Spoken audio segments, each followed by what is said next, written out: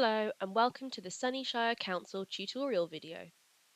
During 2023, the Esri UK government team developed the Sunnyshire Council Hub site to demonstrate how a council could communicate about citizens' engagement using GIS. If you haven't yet seen the Sunnyshire Council site, check it out by scanning the QR code on the screen now, or by clicking the link in the description of this video.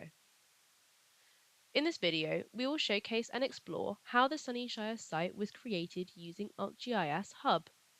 If you're not familiar with ArcGIS Hub, it's an easy-to-configure community engagement platform that organizes people, data, and tools through information-driven initiatives. So let's jump right in.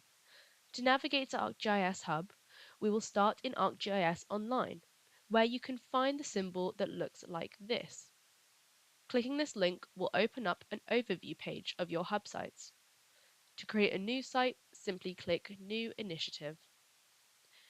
Now you can give your initiative a relevant name, and you could pick from a selection of pre-configured templates to help you get started with the layout of your hub site. If you would rather start from scratch, simply continue with your custom initiative.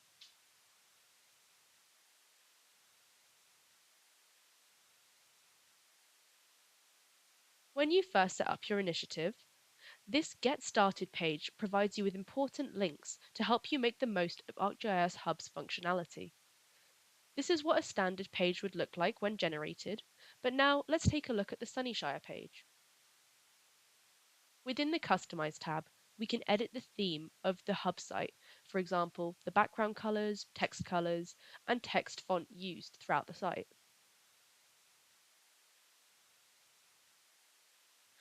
The header setting allows you to configure a header for your site with different tabs, and the logo used on your page.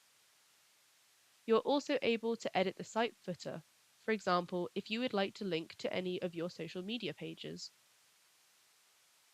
Clicking Layouts will allow you to add elements to your page, for example, rows, text, applications, imagery, and more.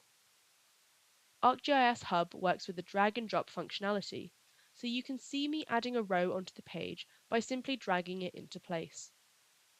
I'm inputting a text box into this row, and once the text is added, you're then able to change the font size and attributes.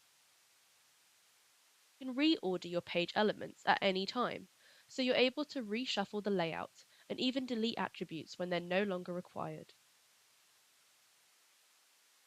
ArcGIS Hub sites are built on a series of pages. You're automatically provided with your home page, but you can then add new pages for additional content. I have created 12 pages for my site, as there are 12 different services that the Sunnyshire Council offers. When making this hub site, I simply created a template for my first page, as we can see here, and then I duplicated this page by using the clone layout in order to save time when configuring my different pages.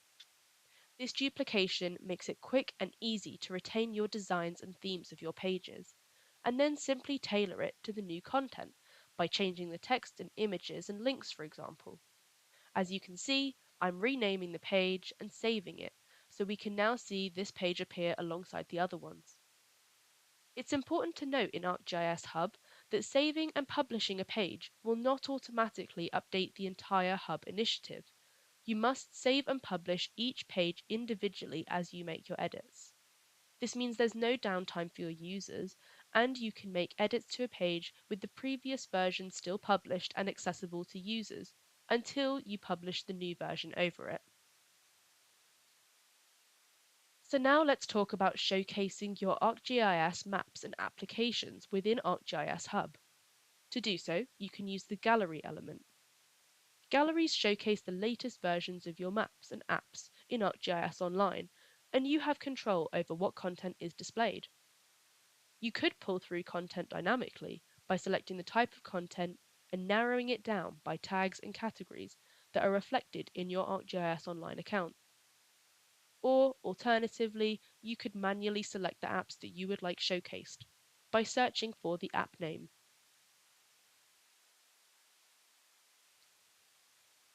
Once you've selected the content for your gallery, you can reshuffle the ordering of apps and even delete them if they're no longer being showcased. You're then able to edit the appearance of the content on display. Alternatively, you can create your own custom cards by making a row and by inserting text, imagery, and a button. The out-of-the-box functionality of ArcGIS Hub is brilliant, and it can take you very far. But if you'd like to further customize your site, there are some great ArcGIS resources online, such as this page, which provides tips, tricks, and plenty of sample arcade code for you to further customize your site. The link to this page can be found in the video description below. Now, let's navigate back to the homepage and quickly talk about this section here, the services. Now, this was actually built using ArcGIS Experience Builder, as I wanted more flexibility to execute the vision that I had in mind for this section of the web page. So let's quickly jump into Experience Builder. What I have here is 3 rows, each of which contains 4 cards, which I have edited individually to reflect the service by using text and an image. Then for each card, I have set the overall link to it using a URL. Now this URL is the same one as the URL published from the Sunnyshire pages that we've been making. It must be noted, for your URLs to take the public to a live page, you must ensure that the sharing settings in ArcGIS Online for each of your hub site pages are set to public. Experience Builder gives you the ability to create custom views depending on your screen size that it's being viewed on. So I've also edited these views for the designs I had in mind for each screen size, whether that was a laptop, tablet, or mobile device. When your ArcGIS Experience Builder page is ready, save it and click Publish. The sharing settings for this Experience Builder page also need to be set to public facing. And then in ArcGIS Hub, I'm simply going to search for the name of this ArcGIS Experience Builder that has my icons. So we can now see how this experience builder that was used to make custom icons has been used to elevate my ArcGIS hub site and allows users to easily navigate to different pages. Thank you for following along in this tutorial.